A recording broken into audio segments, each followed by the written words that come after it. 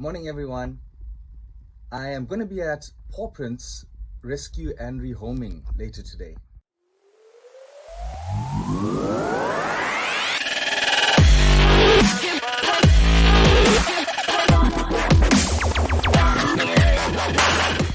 Paw Prints is a non-profit organization run by Jade and Vicky, who do an astounding job to make up for the asshole portion of our population that don't know how to treat dogs correctly.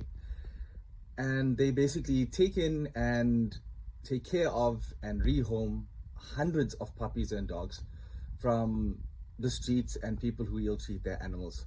So anyone who can provide any support, it's really a difficult thing to keep running financially, obviously, but any form of help would contribute. If it be volunteering to help bath the dogs or clean up or do photography for them like I do, so that they can hopefully get the pictures out to people and get people to adopt these animals.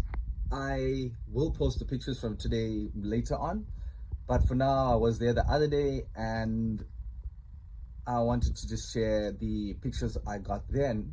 I hope you enjoy them.